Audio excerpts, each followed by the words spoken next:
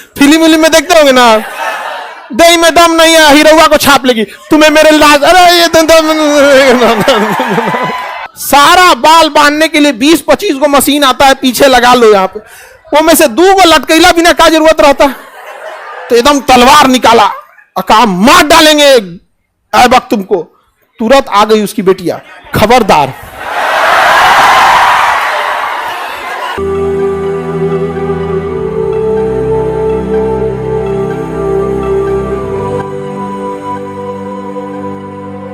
स्वयंवर रचा गया किसके लिए? संयोगिता के लिए। स्वयंवर रचा गया अब संयोगिता इसी स्वयंवर से लेके चले गए। संयोगिता कौन? पृथ्वीराज चौहान। संयोगिता इस स्वयंवर में ना, संयोगिता को लग रहा था कि पृथ्वीराज चौहान भी आएंगे, तो उसने कहा कि बवाल का मतलब ही नहीं, हम स्वयंवर में जाके पृथ्वीराज चौहान को क्या कर लेंगे, सेलेक्ट कर लेंगे। लेकिन जयचंद ने पृथ्वीराज चौहान को निमंत्रण ही नहीं, बस पृथ्वीराज चौहान ने घोड़ा लेके आए अपना, स्वयंवर से ही लेके चले गए किसको? संयोगिता।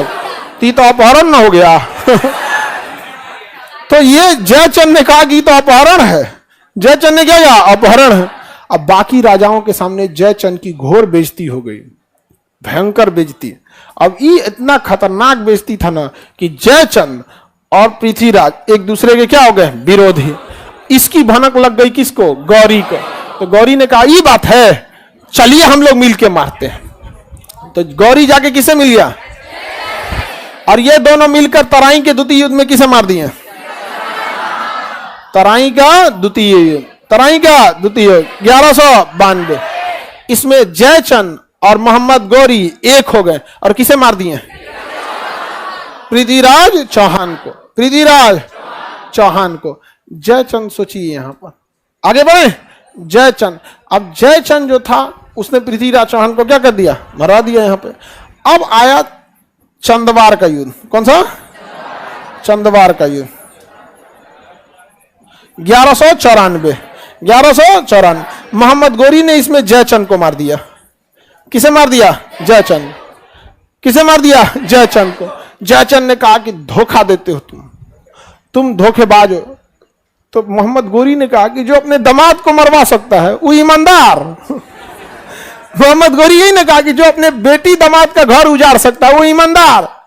हम कब से भाई, हम तो यो बाहर से आए हैं, हम तो कुछ करेंगे तो हमारे लिए इलीगल है, दोस्ती करे दुश्मनी करे कुछ भी करे, हम तो बाहर से आ रहे हैं यहाँ पर। अच्छा खुद से सोच के देखिए, जब तुम्हारा बेटी दामाद के नहीं हुए तो तुम पे भरोसा कौन करेगा? मोहम्मद गौरी तो 2 साल घींचियो ले गया, 2 साल नहीं घींच ले गया। आपको कभी विश्वास होगा जो व्यक्ति अपने दामाद को मरवा दे, बेटी का घर उजाड़ दे, वो आदमी पे आप भरोसा कर पाएंगे? तो पृथ्वीराज चौहान ने, मोहम्मद गौरी ने जयचंद को भी क्या कर दिया? निपटा दिया। कहा कि जाइए। समझ में आ गया कि नहीं आ गया? यहाँ पे अब पूरे एरिया को लूट लिया कौन? मोहम्मद गौरी। मोहम्मद गौरी। और धन दौलत पूरा लूटा मोहम्मद गौरी। मोहम्मद गौरी को भारत में अच्छा नहीं लगता था, क्योंकि पहाड़ी क्षेत्र का व्यक्ति था ना, इसको पहाड़े पे ठीक लगता था। भारत का मैदानी समतल एरिया था, इसको ठीक नहीं लगता था। तो मोहम्मद गौरी पूरे एरिया पे लूट लिया और चौहान वंश का क्या कर दिया? अंत कर दिया। समझा कि नहीं? मोहम्मद गौरी को सबसे पहले सोलंकी शासक भीम द्वितीय ने पराजित किया था। भीम द्वितीय ने पराजित किया था। मोहम्मद गौरी को कई बार पराजित होना पड़ा था। यहाँ पे मोहम्मद गौरी तराई के प्रथम युद्ध में पराजित हो गया, तराई के प्रथम युद्ध में पराजित हो गया, लेकिन तराई के द्वितीय युद्ध में जयचंद से मिलकर किसे हरा दिया? पृथ्वीराज चौहान को। पृथ्वीराज चौहान को। समझ में आ रहा है? अब सोचो, राजा महाराजा लोग का तो पता ही नहीं चल रहा लाल पीला हरा के चक्कर में, तो तुम लोग बेरोजगार किस डेगची का मसाला है? हाँ, राजा मरा, संयोगिता की भी मृत्यु हो गई। राजा मरा, रानी सुसाइड करेगी या फिर उसको उठा ले जाएगा सब, या जौहर कर लेगी या मार देगा सब। यही होता था यहाँ पे। समझ में आ गया कि नहीं आ गया? राजा महाराजा की जिंदगी जितना दिखने में अच्छा लगता है ना, उतना होता नहीं है। जितने बड़े ऊपर पोस्ट पे जाएंगे, जिम्मेदारी और रिस्क उतना ज्यादा बढ़ते जाएगा। समझ में आ गया कि नहीं आ गया? आपको क्या लगता है? बड़े इंसान को बहुत रिस्क होता है। आप अपना जीवन सामान्य जी सकते हैं। सोचिए अगर कोई प्रधानमंत्री है, अगली बार सपोज चुनाव में हार गया, तो फिर सड़क पे घूमे गए प्रधानमंत्री, दूसरा कौन काम कर पाएगा? वो कुछ काम कर, किराना की दुकान खोलेगा तो क्या कहेगा लोग? प्रधानमंत्री तो किराना की दुकान खोल दिया। लोग उसको जीने ही नहीं देंगे यहाँ पे। कुछ भी नहीं कर सकता। मान के चलिए फॉर्म भरेगा यूपीएससी का, प्रधानमंत्री यूपीएससी पीटी फेल हो गए, जिंदगी मार डालेंगे से उसका। आप तो एक प्रधानमंत्री के लिए कितना मुश्किल है, आप बहुत टफ काम है वहां पे, समझा? ये नहीं मुख्यमंत्री के लिए कुछ कर पाएगा? खेती करेंगे बैल के साथ घूम तो खेत में तो चले तो यार दिन गिर गई ले कर यार, तो बड़ा उटपटांग चीज हो जाता है। आगे बढ़े। चंदवाड़ के युद्ध में मोहम्मद गोरी ने किसे हरा दिया? तराई के द्वितीय युद्ध में किसे हरा दिया? और तराई के प्रथम युद्ध में हार गया। क्या मोहम्मद गोरी भारत में बसना चाहता था? नहीं बसना चाहता था। भारतीय इतिहास में टर्निंग पॉइंट हो गया तराई का द्वितीय युद्ध। टर्निंग पॉइंट, जो लुटेरे थे ना उनको रोकने वाला भारत में कोई नहीं था। वो एक किस्मत शायद कहिए कि मोहम्मद गोरी भारत में रहना ही नहीं चाहता था। मोहम्मद गोरी का गुलाम था कुतुबुद्दीन ऐबक। तो कुतुबुद्दीन ऐबक को कहा मोहम्मद गोरी ने, एक काम करो जितना जगह मिलता और लूट उठ के चले आओ। तो यह दिल्ली उल्ली सब लूट लिया, दिल्ली लूट लिया, अजमेर लूट लिया, सब लूट उठ ले लिया। कौन? ऐबक। गौरी ने कहा कि हमको भारत में मन नहीं लगता, पैसा लूटो और वापस चलाओ यहाँ पर। तो पैसा वैसा लूटा, और जो ऐबक था ना वो मोहम्मद गोरी की बेटिया को फंसा लिया। जबकि ऐबक गुलाम था। ऐबक को मोहम्मद गोरी ने खरीदा था। हिस्ट पुरुष था, बहुत बलिष्ठ, एकदम 6 पैक वाला, और योद्धा था एकदम खतरनाक, और युद्ध वगैरह लड़ने था, समझ में कि नहीं, एकदम खतरनाक तलवार वाला भाजता था।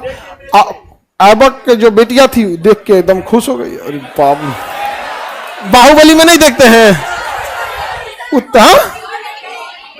मोहम्मद गोरी, हम उसकी बेटी। अच्छा, हम ऐबक बोल दिए क्या? तो गौरी की बेटी किससे फंस गई? जबकि ऐबक क्या था? गुलाम। ऐबक क्या था? गुलाम। अब देखिए, एक लेवल में फंसती तो कोई दिक्कत नहीं था।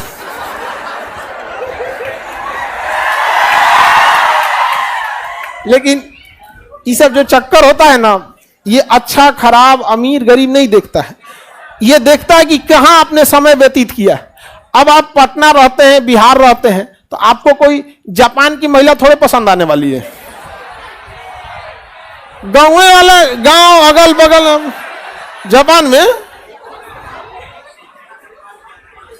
तो मोहम्मद गोरी जो था, मोहम्मद गोरी वो तो बिजी रहता था साम्राज्य में यहाँ पे। ऐबक जो था तलवार भाजी, तलवार खूब बढ़िया से भांजता था। तो गोरी की बेटिया को यही सिखाता, तलवार ऐसे पकड़ो भाजो। यहाँ पे फिल्म में देखेंगे ना, तलवार ऐसे भाजेंगे, फिर दोनों देखने लगे। समझ में गया कि नहीं? दोनों घोड़सवारी सिखाएगा, वो घोड़ा पे बैठेगा, घोड़ा हाँ ऐसे ऐसे, फिर दोनों देखना, घोड़ा चल रहा है, घोड़ा जा रहा है आगे।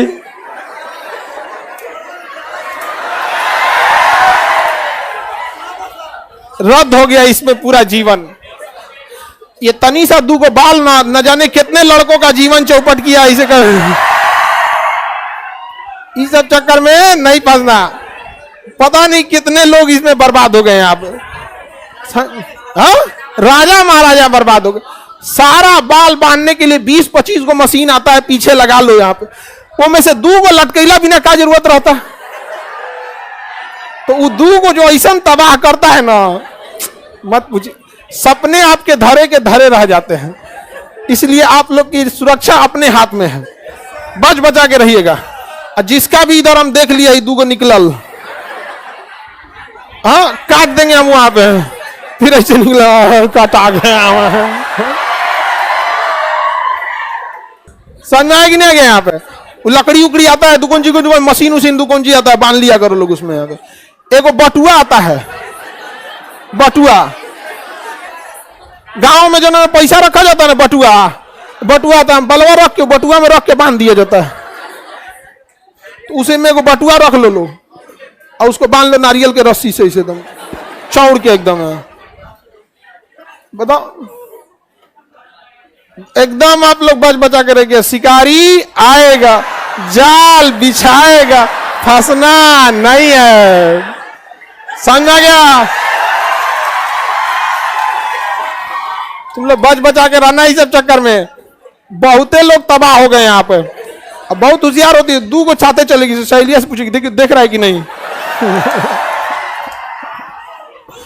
सब चक्कर में नहीं पड़ेगा। अभी आप लोग को फोकस करना है किसमें? पढ़ाई में। और लड़की लोग, लड़का कितनों बढ़िया बढ़िया बात बोले, कभी भरोसा नहीं। बस इस कान से सुनिए, उस कान से।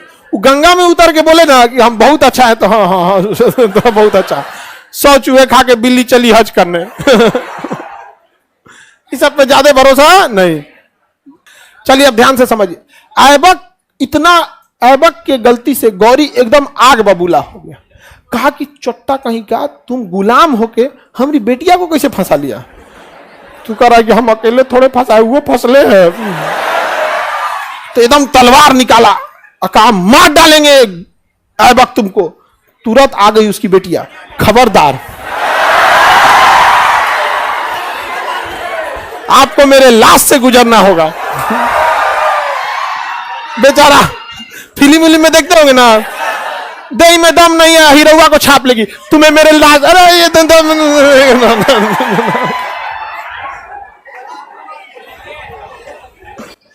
हाँ।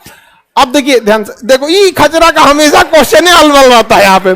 ये क्या कह रहा है? इसको अभी भी चिंता ऐबक की नहीं है, याल्दोज और कुबाजा की है। कह रहा है कि ये को बेटी थी क्या?